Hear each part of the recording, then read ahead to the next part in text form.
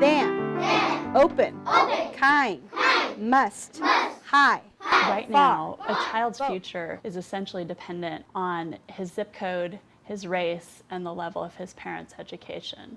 And if we're to try to create a democratic society that enables full participation from all of our citizens, we need a school system that's actually going to support students to be able to participate. We really want to listen and find out what's in place here already, what strengths are there that we could potentially build on, and how can we bring the lessons we've learned and work side by side with you to modify that to meet the needs of the teachers you have on your staff, the principal, and the students that you're serving. One of the most helpful things that have happened is when our Title I schools meet across the school district. And that's been really powerful because we get so many ideas being shared. We take them, we modify them, and then sometimes we send them back and they look at them and they're like, whoa, we really like this piece. So the sharing that's been happening has been really, really powerful. Partners in School Innovation has been an igniter.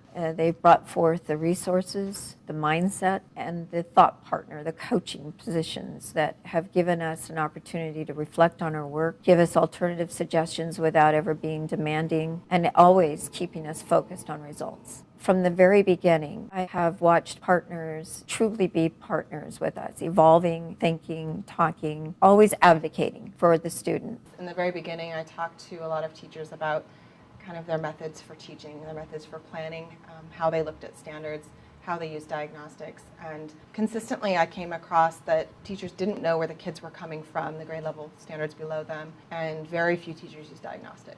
So putting those two things together, it was a fairly glaring need. So we had 2 or 3 focal students in 2nd grade who were just not meeting their fluency and reading comprehension goals. They weren't accelerating nearly enough, and so we decided to do even more diagnostic work with a few of them and then uncovered some pretty glaring skill gaps in phonics that were not allowing them to decode quickly. For example, with Stephanie, one of the focal students, we found out that she didn't know the difference between a consonant and a vowel, which is why she wasn't getting long vowel patterns and why her fluency wasn't increasing. So that changed the way Vivian, her teacher, and really the rest of the 2nd grade team taught most of their kids in their class with that really keen eye on that skills gap in phonics.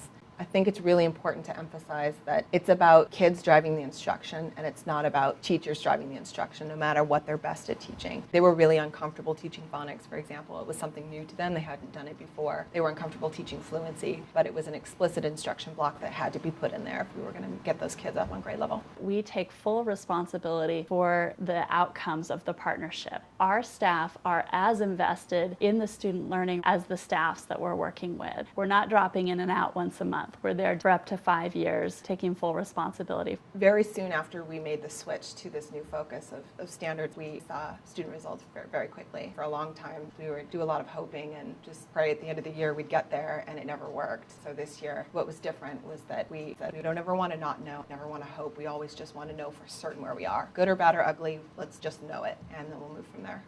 It wasn't an issue of can we do it. It was knowing that a partner would not be standing next to us carrying the responsibility of doing it. That's going to be new to us. But it's exciting, and like all fledglings, we got to fly at some point. So we're off on the nest and ready to fly. Partners has been extraordinary. When we think about what the civil rights issues of our time are and what the places that we have the highest leverage impact on the future of our country, I think public education is that lever. It's so simple. I can't believe it that it's taken us so long to figure it out. You figure out what a student needs and then you teach them that. We're so stuck into the system of just following a program. That's just the way it's been. Just the results that we've had for the mid-year, showed some big progress. And so I think the more that we refine this process, the results are going to be amazing. It's not are we going to go up, it's how much are we going to go up and how much higher can we go up after that. So we learned today, we talked about some more about what clothes Little Bear was wearing, what did Little Bear wear, and we talked about how to put it into one long sentence. Yes, Alondra? Can we do one more? Can we do one more? Which article of clothing would you